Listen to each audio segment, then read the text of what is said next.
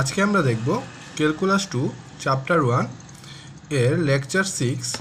দেখো এক্সাম্পল 31 বলছে যে বৃত্তাকার হেলিক্সের সমীকরণ x = cos t, y = sin t, z = t হলে t = পাই বিন্দুতে উহার স্পর্শরেখার পরামিতিক সমীকরণ নির্ণয় করো। আমরা কিন্তু গত ক্লাসে এর আগে ক্লাসগুলোতে একটা সূত্র শিখেছিলাম যে স্পর্শরেখার ভেক্টর সমীকরণের সূত্র শিখেছিলাম। দেখো সূত্রটা যদি তোমাদেরকে দেখাই, সূত্রটা দেখো t = t0 বিন্দুতে f of t এর স্পর্শরেখার ভেক্টর সমীকরণ r of lambda vector r of lambda = f of t0 plus lambda f of prime t0। তাহলে আমাদের এখানে সূত্রটা, আর যেখানে ল্যামডা একটি পরামিতি, বুঝতে পেরেছো? এটা হচ্ছে কি স্পর্শরেখার ভেক্টর সমীকরণ। যখন আমরা ভেক্টর সমীকরণ নির্ণয় করতে পারবো তারপরে আমরা কিন্তু পরামিতিক সমীকরণ আমরা নির্ণয় করতে পারি। সেটা কিন্তু তোমরা আগেই শিখে এসেছো। দেখো আমাদের এখানে কি করতে হবে, প্রথমে আমাদের যে ভেক্টর সমীকরণটা পাবো আমরা, যদি দেওয়া থাকবে যে প্রশ্নে বা আমাদের বের করতে হবে, ভেক্টর সমীকরণ থেকে আমরা এখানে যে এফ অফ টি যে ভেক্টর সমীকরণটা পাবো বা যে কোনো একটা পাবো, সেটার মাঝে আমরা টি নট যে মানটা আছে সেটা বসিয়ে আমরা এফ অফ টি নটের মান বের করবো। আবার যে ভেক্টর সমীকরণটা থাকবে সেটাকে আমরা অন্তরীকরণ করে আবার টি নটের মান বসিয়ে আমরা কিন্তু একটা মান বের করবো। তারপরে যদি আমরা এই সমীকরণে বসিয়ে দিই তাহলে কিন্তু আমরা কি পাবো, স্পর্শরেখার ভেক্টর সমীকরণের মান পাবো। বুঝতে পেরেছো সূত্রটা? চলো আমরা ম্যাথটা করি, তাহলে তোমাদের ক্লিয়ার হয়ে যাবে। দেখো আমাদের প্রশ্নে কিন্তু দেওয়া আছে, এগুলো কিন্তু আমরা জানি পরামিতিক সমীকরণ দেওয়া আছে। দেখো সমীকরণটা বৃত্তাকার হেলিক্সের পরামিতিক সমীকরণ দেওয়া আছে। যে দেখো প্রদত্ত হেলিক্সের পরামিতিক সমীকরণ x = cos t, y = sin t, z = t। আমরা তোমাদের যদি দেখাই পরামিতিক সমীকরণ কী হয়, যদি একটা ভেক্টর ফাংশন হয়, যদি f of t = sin t i plus 2 pi j plus 3k, তাহলে এটা হচ্ছে গিয়ে আমাদের x = sin t, y = 2 pi, আর z এটা হচ্ছে, এটাকে সমান z যদি আমরা 3, এটাই হচ্ছে আমাদের পরামিতিক সমীকরণ। ঠিক আছে, এটা হচ্ছে যদি একটা ভেক্টর ফাংশন হয় ধরি, মানে আমি তোমাদের পরামিতিক সমীকরণটা কি বোঝাচ্ছি। তাহলে যদি আমাদের পরামিতিক সমীকরণ এটা দেওয়া থাকে তাহলে আমরা এটা থেকে কীভাবে আমরা ভেক্টর সমীকরণটা লিখতে পারি। দেখো তাহলে এটা কিসের, i এর সাথে যাবে sin t, x = sin t কিসের সাথে যাবে, i এর সাথে যাবে, এটা y এর সাথে যাবে কি 2 pi j প্লাস 3k। বুঝতে পেরেছো কীভাবে আসলো? তাহলে আমরা দেখো প্রদত্ত যে আমাদের দেওয়া আছে পরামিতিক সমীকরণ দেওয়া আছে x = cos t, y = sin t, আর z = t। আমাদের সমীকরণে কিন্তু আমরা যে সমীকরণটা শিখেছি সেখানে কি শিখেছি যে t = t0 বিন্দুতে f of t এর স্পর্শক রেখার ভেক্টর সমীকরণ। তাহলে আমাদের কিন্তু এটা ভেক্টর আকারে দেওয়া আছে, তাহলে আমাদের ভেক্টর সমীকরণটা বের করতে হবে। তাহলে চলো আমরা যে পরামিতিক সমীকরণ আছে সেখান থেকে আমাদের ভেক্টর সমীকরণটা বের করি। দেখো প্রদত্ত হেলিক্সের ভেক্টর সমীকরণ, তাহলে কিন্তু কী আসবে, f of t x = আসছিল কত আমাদের cos t, y = আসছিল আমাদের প্রশ্নে ছিল x = cos t, তারপরে y = sin t, আর z = আসছিল t। তাহলে এখান থেকে যদি আমরা ভেক্টর সমীকরণটা লিখি তাহলে আমরা কি লিখতে পারি, f of t = cos t i plus, তারপরে কত আসবে বলো, sin t j plus t k। ঠিক আছে, তাহলে আমাদের ভেক্টর সমীকরণটা লিখলাম। এখন এটা যদি আমরা টি এর সাপেক্ষে অন্তরীকরণ করি তাহলে আমরা প্রাইমের মান পাবো। কেন আমরা প্রাইমের মানটা বের করছি? প্রাইমের মানটা বের করতেছি কারণ আমরা যখন আমরা সূত্র পড়েছিলাম তখন কিন্তু আমাদের প্রাইমের মানটাও কিন্তু আমরা দেখেছিলাম যে প্রাইমের মানটাও লাগে। তাহলে এখানে প্রাইমের মানটা বের করতে হবে। দেখো সূত্রের মাঝে কিন্তু f of t0 R f of prime t0, তখন আমরা যখন f of t R f of prime t এর মান বের করবো তখন আমরা t0 এর মানটা যখন বসিয়ে দিব তখনই কিন্তু আমাদের এই মান দুটো পেয়ে যাব। তাহলে আমরা যখন মান দুইটা পাবো তখন আমরা এই সমীকরণে যদি মানটা বসিয়ে দিই তাহলে আমরা কিন্তু স্পর্শরেখার ভেক্টর সমীকরণটা পেয়ে যাবো। বুঝতে পেরেছো? তাহলে আমরা এফ অফ টি, তাহলে এখানে কস টিকে যদি আমরা ডিফারেন্সিয়েশন করি টি এর সাপেক্ষে তাহলে আসতেছে আমরা জানি মাইনাস সাইন টি, তাহলে মাইনাস সাইন টি এখানে আইটা আগের জায়গায় রাখলাম আর মাইনাস সাইন টি, তারপরে সাইন টিকে ডিফারেন্সিয়েশন করলে কস টি আসে, তাহলে যে কস টি প্লাস টিকে যদি টি এর সাপেক্ষে ডিফারেন্সিয়েশন করি তাহলে 1 আসে, তাহলে কে থাকতেছে। ঠিক আছে, এখন আমাদের সূত্রে কী ছিল, T equal to T naught বিন্দুতে, তাহলে আমরা যদি লিখি টি equal to T naught equal to pi, কারণ আমাদের কোয়েশ্চেনে দেওয়া ছিল দেখো তোমরা টি ইকুয়াল টু পাই বিন্দুতে, তাহলে আমরা কি লিখতে পারি, t equal to T naught equal to pi বিন্দুতে f of t naught equal to f of t নটের জায়গায় আমরা লিখতে পারি পাই, তাহলে আই যেখানে টি আছে সেখানে আমরা যে এই সমীকরণটাতে আমরা পাই বসিয়ে দেবো টি এর জায়গায়, তাহলে i cos pi plus j sine pi plus k pi, তাহলে আমরা জানি আর কস পাই সমান হচ্ছে গিয়ে -1, তাহলে আমরা লিখতে পারি -1 ইন্টু আই, তাহলে হচ্ছে গিয়ে minus i plus sine pi সমান হচ্ছে গিয়ে কত, সাইন পাই হচ্ছে গিয়ে 0, আর এটা তো এখানে তো কোনো মান টি এর মান কোনো নাই, তাহলে টি এর মান সরাসরি আমরা লিখতে পারি, তো তাহলে লিখতে পারি যে মাইনাস আই প্লাস কে পাই। ঠিক আছে, এখন দেখো আমরা কিন্তু এফ অফ টি নটের মান বের করেছি, এখন আমাদের কি মান বের করতে হবে, দেখো আমাদের সমীকরণে F of prime t not, তাহলে আমরা এফ অফ প্রাইম টি এর মান পেয়েছি, এখন এফ অফ প্রাইম টি নটের মান আমরা টি নটের মান কত বসাবো, পাই বসাবো, তাহলে এখানে দেখো কি আসতেছে মাইনাস, যদি আমরা সরাসরি বসিয়ে দিই এখানে দেখো মাইনাস আই সাইন পাই, কারণ টি এর জায়গায় আমরা পাই বসিয়েছি, তাহলে সাইন পাই প্লাস জে কস পাই প্লাস কে, তাহলে দেখো সাইন পাইয়ের মান কত জানি আমরা 0 আর কস পাইয়ের মান কত জানি -1, তাহলে এখানে মাইনাস জে হবে প্লাস কে এর মান তো কিছু নেই, টি নেই, তাহলে কে এর মান সরাসরি কে বসে যাবে। এখন আমরা যদি সমীকরণটা লিখি টি equal to T naught equal to pi বিন্দুতে সমীকরণ রেখার স্পর্শরেখার ভেক্টর সমীকরণ, আমরা সূত্রটা কি শিখেছিলাম, সূত্রটা লিখে দিই, r of lambda equal to f of t naught plus lambda into f of prime t naught, দেখো আমরা সূত্রটা লিখেছি r of lambda equal to f of t naught plus f lambda f of prime t naught, যেখানে ল্যামডা কি পরামিতি, তাহলে আমরা কি লিখতে পারি, দেখো আমরা যদি এফ অফ টি নটের মানটা বসাই, এফ অফ টি নটের মান কি পেয়েছি minus i plus k pi, তাহলে আমরা লিখতে পারি minus i plus k pi plus lambda into এখানে আমরা এইটার মান কত পেয়েছি, যে এফ অফ প্রাইম ল্যামডা নটের মান ল্যামডার মান পেয়েছি কত মাইনাস জে প্লাস কে, তাহলে মাইনাস জে প্লাস কে লিখতে পেরেছি, তাহলে দেখো আমরা যদি ল্যামডা দিয়ে আমরা যদি এটা গুণ করে দিই, দেখো এখানে থাকবে মাইনাস আই, তোমাদের এটা আমি যদি আলাদা করে দেখিয়ে দিই, দেখো এখানে কি আসে মাইনাস আই প্লাস কে ল্যাম পাই প্লাস মাইনাস দিয়ে গুণ হবে, মানে ল্যামডা দিয়ে গুণ হবে, তাহলে minus j lambda plus lambda k. ঠিক আছে, এখন যদি আমরা দেখো minus i minus j lambda, আর এখান থেকে যদি আমরা কে কমন নিই, এখানেও কে আছে এখানেও কে আছে, তাহলে আমরা যদি একটা কে কমন নিই তাহলে কি থাকতেছে, দেখো ল্যামডা, এখানে একটা ল্যামডা থাকতেছে প্লাস পাই। ঠিক আছে, তাহলে এটাই আসছে, তাহলে দেখো আমরা কি লিখেছি minus i plus j lambda plus pi into কে।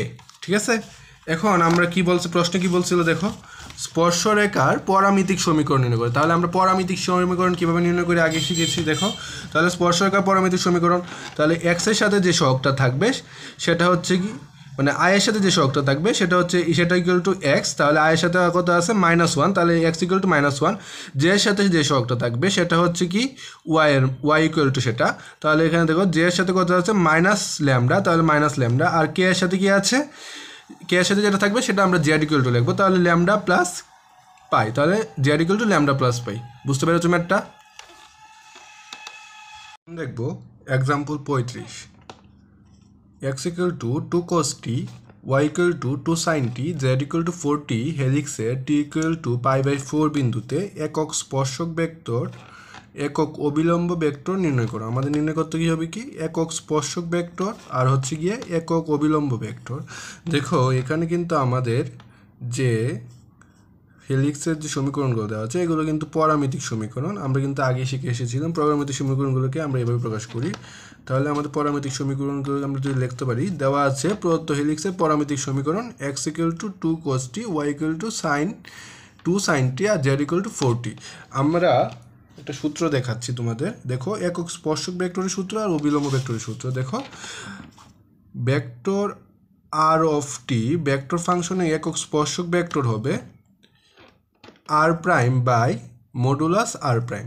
এটা হচ্ছে টি বিন্দুতে, মানে টি বিন্দুর একটা মান দেওয়া থাকবে, টি বিন্দুতে r prime by r modulus r prime. ঠিক আছে, তাহলে r প্রাইম হচ্ছে কি আমাদের যে ভেক্টরটা থাকবে, ভেক্টর ফাংশনটা থাকবে, সেটা টি এর সাপেক্ষে আমরা কি করব অন্তরীকরণ করব, সেটা হচ্ছে r প্রাইম। তারপরে r মডুলাস r প্রাইম কি, যে আমরা r প্রাইমটা পাবো সেটার যদি আমরা মান বের করি তাহলে সেটার যে মানটা পাবো ভেক্টর মানটা পাবো, যে ভেক্টর মানটা পাবো সেটার যে আমরা যদি মান বের করি তাহলে সেটা হচ্ছে গিয়ে মডুলাস r প্রাইম। বুঝতে পেরেছো? আর একক অবিলম্ব ভেক্টরের মান কি হবে, আমরা যদি যে ভেক্টরটা থাকবে r অফ টি যে ভেক্টর ফাংশনটা থাকবে সেটাকে যদি আমরা দুইবার অন্তরীকরণ করি টি এর সাপেক্ষে তাহলে আমরা কি পাবো আর ডাবল প্রাইম। আর যদি আমরা আর ডাবল প্রাইমকে যদি আমরা মডুলাস করি তাহলে আমরা যে ভেক্টর ফাংশনটা আমরা মান পাবো। তাহলে আমরা কি লিখতে পারি একক অবিলম্ব ভেক্টর কি লিখবো আমরা r double prime by modulus r double prime. তাহলে আমাদের ম্যাথ করতে হলে আমাদের কি কি স্টেপ কাজে লাগাতে হবে, প্রথমে আমাদের কি করতে হবে, যদি আমাদের এই ম্যাথটার ক্ষেত্রে দেখো আমাদের এই ম্যাথটার ক্ষেত্রে কি দেওয়া আছে পরামিতিক সমীকরণ, তাহলে আমাদের পরামিতিক সমীকরণটাকে কি করতে হবে, ফার্স্টে আমাদের এটাকে ভেক্টর সমীকরণে ভেক্টর ফাংশন করতে হবে। তারপরে আমরা কি করব ভেক্টর ফাংশন থেকে আমরা কি করব ভেক্টর ফাংশন থেকে দেখো আমাদের সমীকরণে কি আছে যে আর প্রাইমের মান বের করতে হবে, ভেক্টর প্রাইম যে আর অফ টি থেকে আর প্রাইমের মান বের করতে হবে। তাহলে আমাদের পরে কি করতে হবে আর প্রাইমের মান বের করতে হবে। তারপরে আমাদের কি করতে হবে আর প্রাইমের মান করে আর প্রাইমের মানে আর প্রাইম কি টি এর সাপেক্ষে একবার অন্তরীকরণ করে আমরা আর প্রাইমের একটা ভেক্টর সমীকরণ পাবো। তারপরে যদি ভেক্টর সমীকরণটাকে যদি আমরা মডুলাস করে দিই তাহলে কিন্তু আমরা মানটা পেয়ে যাব। তাহলে আমরা অবিলম্ব ভেক্টরের মানটা কীভাবে বের করতে স্পর্শক ভেক্টরের মানটা সূত্রটা আমরা শিখেছি কি r prime by modulus r prime. ঠিক আছে, এটা কি আমাদের স্পর্শক রেখার সমীকরণ।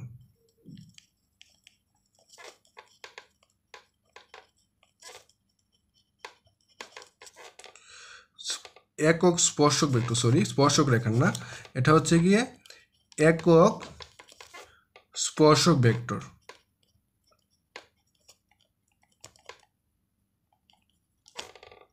ঠিক আছে, তারপরে আবার দেখো আমরা যদি এই যে আর প্রাইম থেকে যদি আমরা আর ডাবল প্রাইমের মান বের করি এবং আর ডাবল প্রাইমের মডুলাস করি, তারপরে যদি আমরা এটা যদি আমরা লিখতে পারি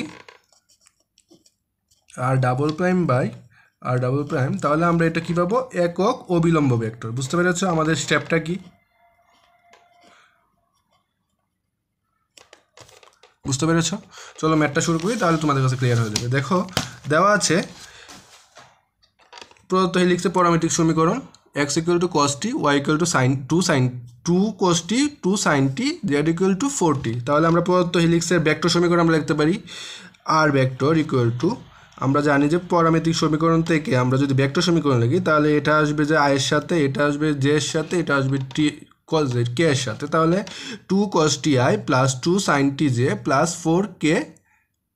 4tk বা 4kt। ঠিক আছে, এখন আমরা প্রথমে কি করতে হবে আর প্রাইমের আমরা কি বলেছিলাম, দেখো আমরা স্টেপের ক্ষেত্রে বলেছিলাম যে আর প্রাইমের মান বের করব, আর প্রাইমের মান বের করব আর ডাবল প্রাইমের মান বের করব। তাহলে আমরা যদি এই ভেক্টর থেকে যদি আমরা আর প্রাইমের মান বের করি তাহলে টি এর সাপেক্ষে অন্তরীকরণ করে আর প্রাইমের মান বের করলাম। তাহলে দেখো এটা যদি আমরা যদি cos t এর আমরা জানি মাইনাস সাইন টি, তাহলে আমরা লিখতে পারি -2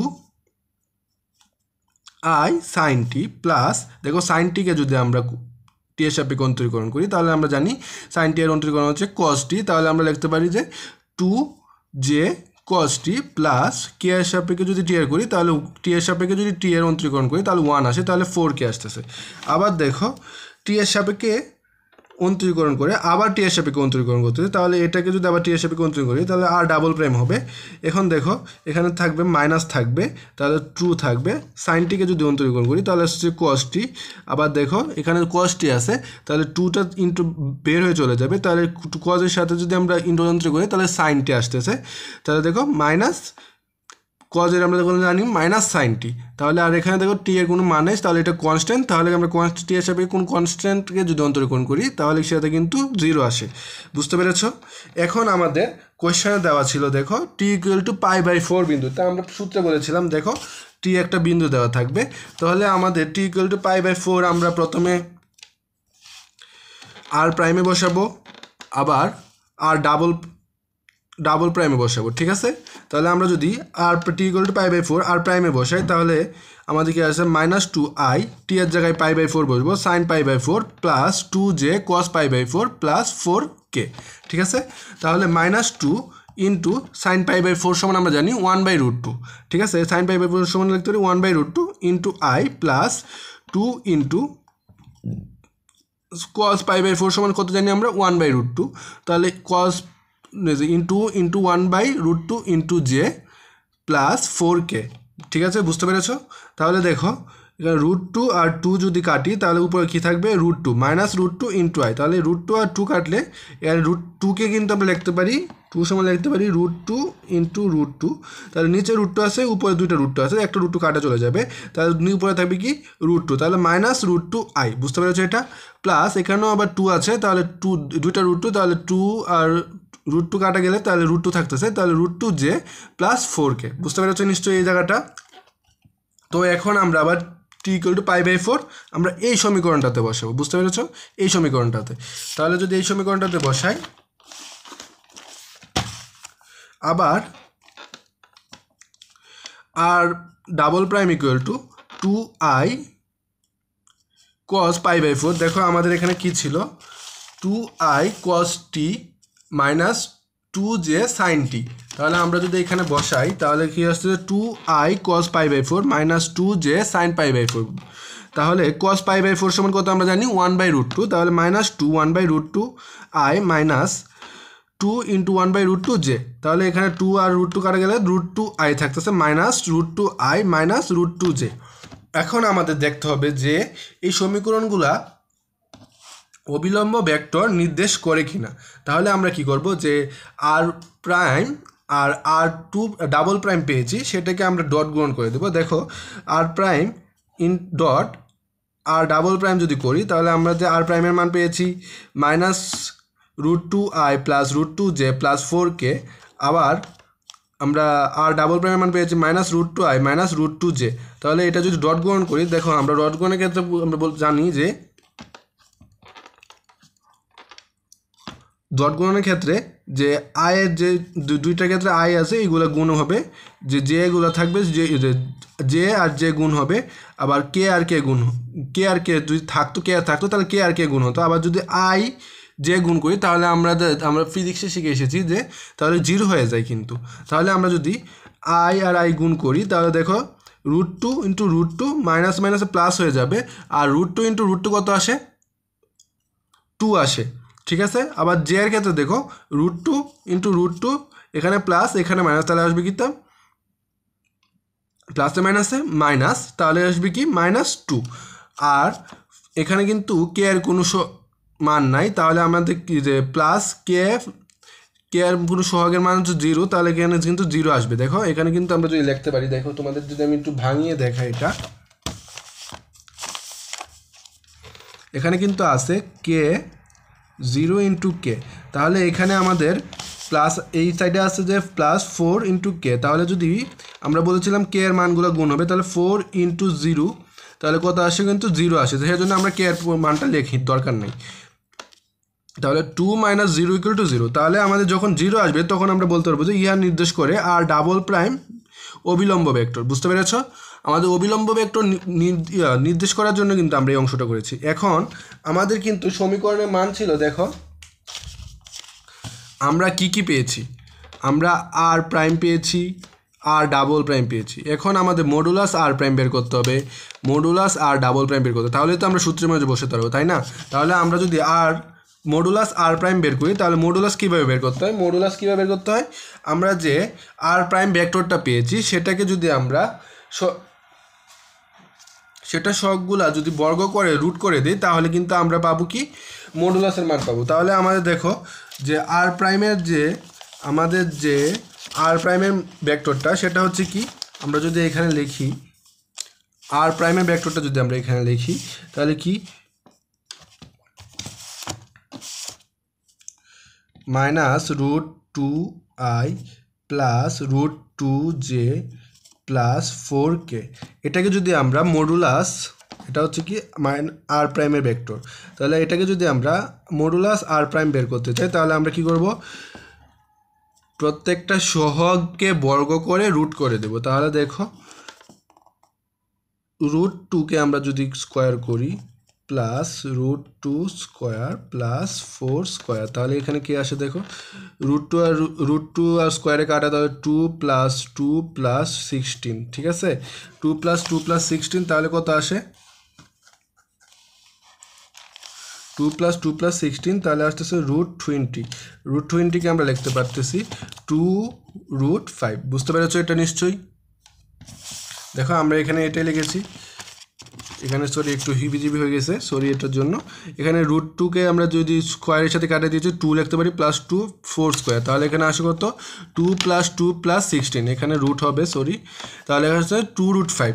আবার আর ডাবল প্রাইমের মান আমরা পেয়েছি, আর ডাবল প্রাইম আমরা ভেক্টরটা পেয়েছি কত দেখো -√2i -√2j।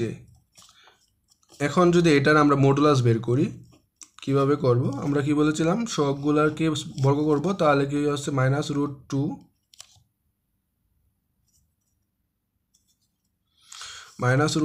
Whole square plus -√2 whole square, ঠিক আছে? তাহলে দেখো স্কোয়ার বর্গের ভিতরে স্কোয়ার মাইনাস থাকলে প্লাস হয়ে যায়, আবার স্কোয়ারের রুটে কাটা, তাহলে কি থাকতেছে এখানে 2 + 2, তাহলে কত আসে √4 সমান আমরা লিখতে পারি কত 2। বুঝতে পেরেছ? দেখো আমরা আর ডাবল প্রাইম সমান কত পেয়েছি মডুলাস √2 + 2 সমান √4 সমান হচ্ছে 2। তাহলে আমাদের ভেক্টর ফাংশনের একক স্পর্শক ভেক্টরের যে আমরা মানটা পেয়ে কত দেখো, আমরা সূত্র শিখেছি কি r prime by modulus r prime, তাহলে আমরা লিখতে পারি r prime by modulus r prime. R প্রাইমের আমরা আর প্রাইম ভেক্টরটা বের করেছি -√2i plus √2j plus 4k by আমরা মডুলাস আর প্রাইমের মান বের করেছি √2√5, তাহলে আমরা 2√5 লিখে দিয়েছি। তাহলে এখন যদি আমরা এটাকে ভাঙিয়ে লিখি দেখো আমরা কি করেছি, আমরা তোমাদের এই লাইনটা আমি যদি খাতায় করিয়ে দিই, দেখো তোমরা এই অংশটা যদি আমরা এভাবে করি, এটা কি আসছে